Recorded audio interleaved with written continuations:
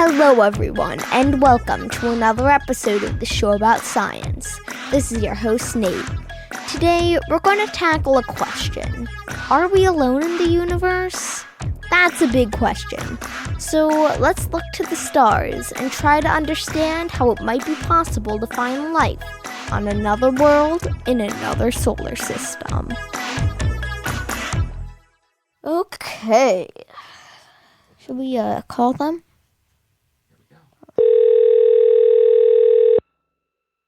Hat Creek Observatory, this is Wael speaking. Hi, Wael. This is Nate. Yeah, hi Nate, how are you? I'm good. So should we just start up the episode? We can, yeah. Alright.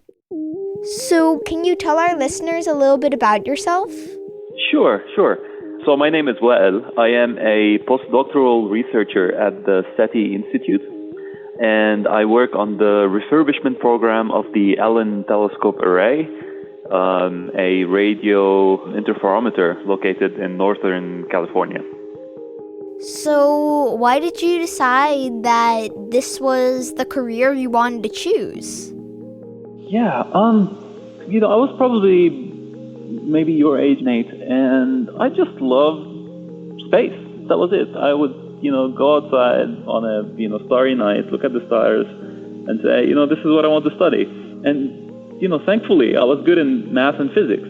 Probably that's what I was only good at school, right? I wasn't good at anything else. All I could do at school is do math and physics. And so that was my luck there because I actually enjoyed the science, but I was also good at it. And so I just decided to go for it.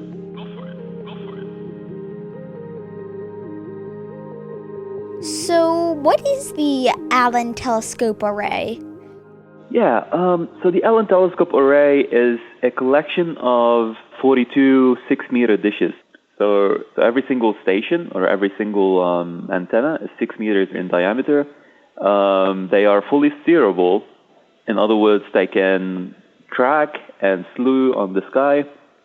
And yeah, it's an interferometer. So an interferometer is an instrument that you can combine together to simulate or to emulate a big dish, right? So it's a collection of small dishes that once you combine them together, they behave like a single big dish. So what is the purpose of the telescope that you work at? So the main science driver is to perform SETI.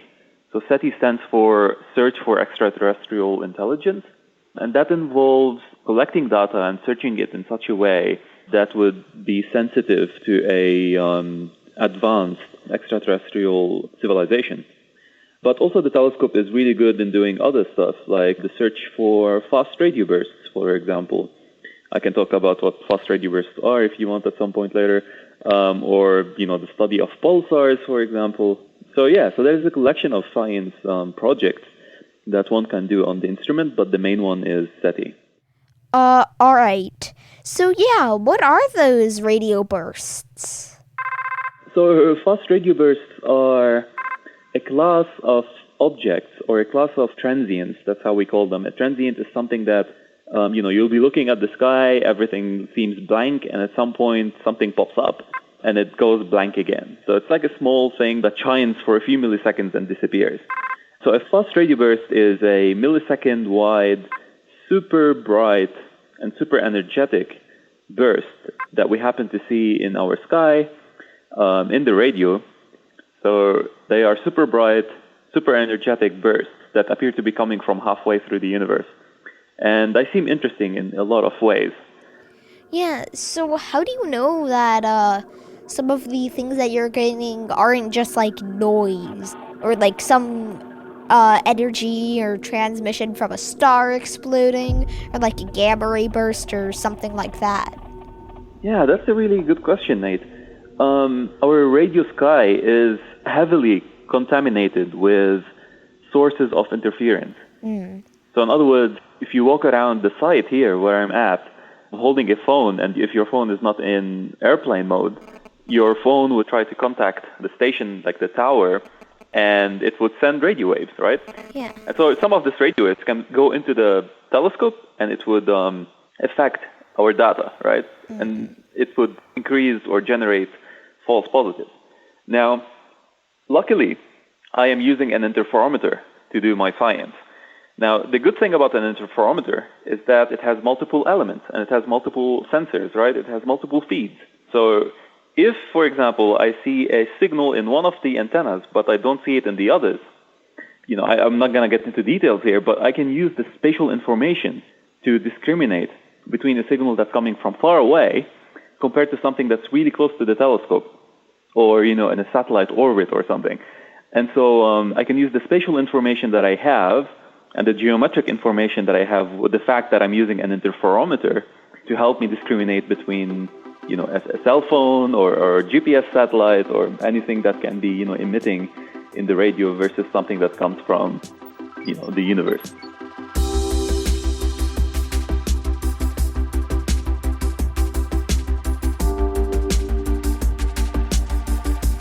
So, do you personally think that aliens do exist? I do. But in what form? That's a bigger question, I would say. I can try to answer this question in a scientific and statistical manner.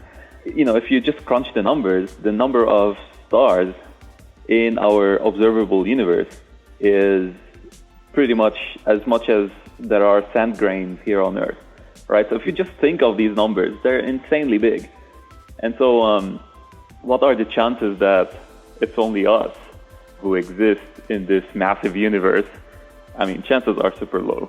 Yeah. And so I do believe that they are there. I do believe that there is, that the universe is big enough such that it allows it. I guess that's a better way to put it. And yeah, we're still looking.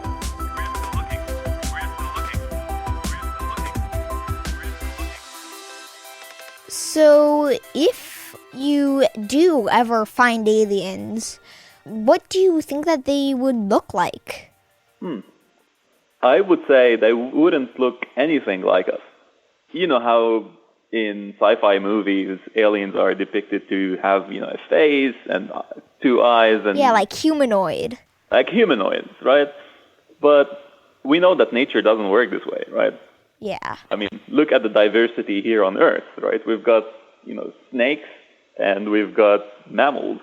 And it's super diverse, even on a planet that should host organisms that are sort of related biologically, or at least they are related in their ecosystem. But we see this massive diversity. And so what are the chances that an ET would look similar to, a humanoid or a human-like? About as low as us being alone. Yeah, well, there you have it. So I can imagine all sorts of things.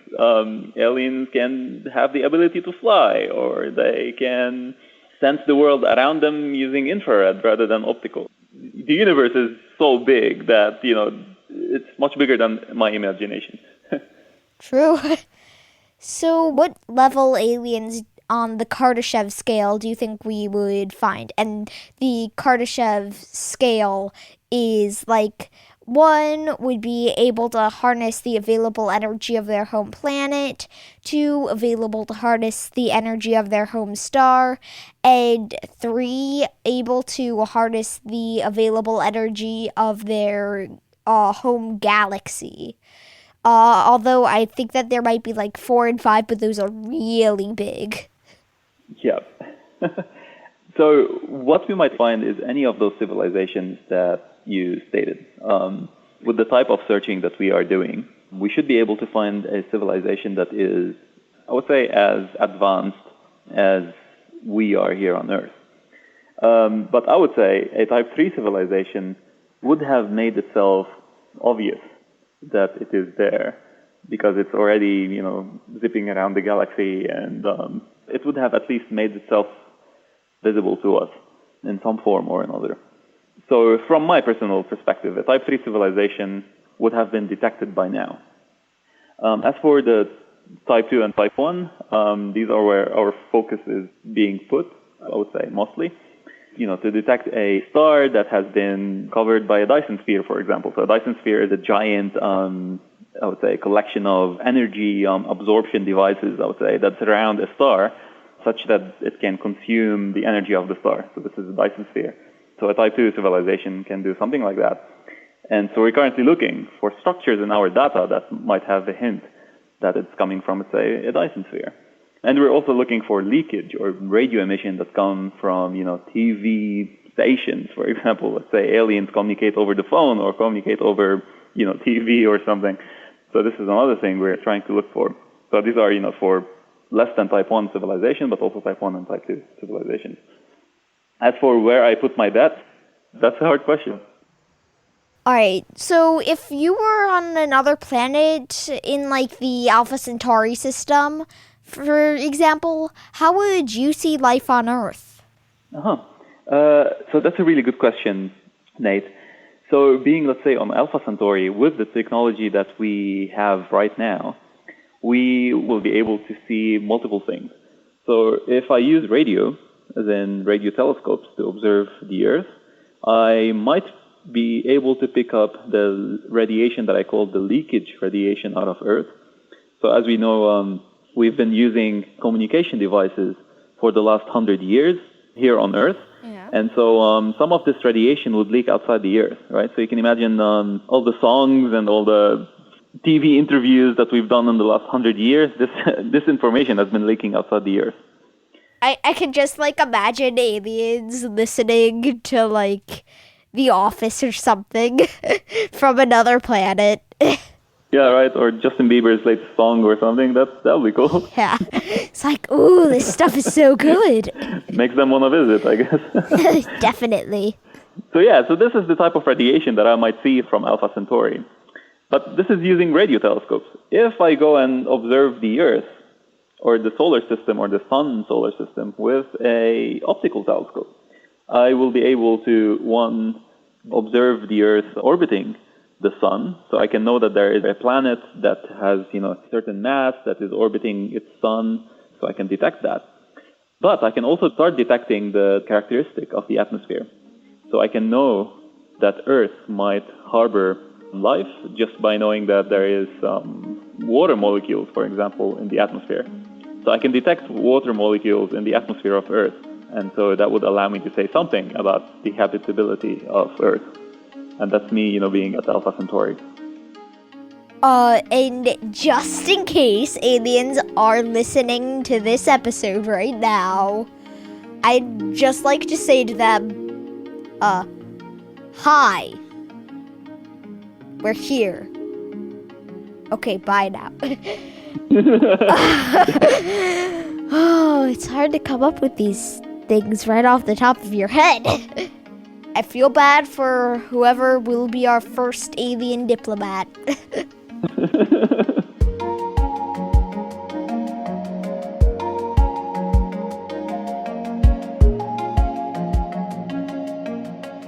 So, do you think that you're close to finding alien life?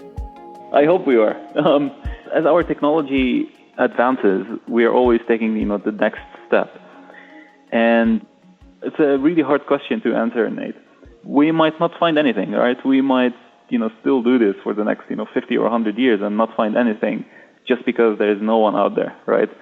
So, so this all depends if there is someone out there. And to our technology and our ways to search for ET. And so the answer to your question is, I don't know, but we're trying hard. All right. So where can people learn more about the work that SETI does? Yeah, so the SETI Institute has a website where you can log in or, navigate through, and there's information that you can find in there. You can find information about the Allen Telescope Array, the instrument that I use at the moment. And you can also find information about other activities that the SETI Institute does. This is one way you can do it. You can also follow them on Instagram or on Facebook. Some of the scientists at the SETI Institute get, interviewed, just like what we're doing, me and you here, Nate. But there are interviews that get hosted on Facebook or get hosted on Instagram. And so you might be able to tune in to a scientist talking about SETI. And there's also the YouTube channel. Right. Yeah, so just Google it. Everything should pop up. All right. Thank you for being on the show. I hope you find aliens, and I hope they're friendly. Well, thanks a lot, Nate. I really appreciate you calling, and you're amazing. I really enjoyed your episodes. You're super impressive. Thanks. And I hope to find aliens too. And let's keep looking. There you have it, folks. The show about science is complete. A big thank you to everyone at SETI for helping me make this interview happen. Our theme song was written by Jeff Dan and Teresa Brooks, and additional music on this episode comes from Epidemic Sound.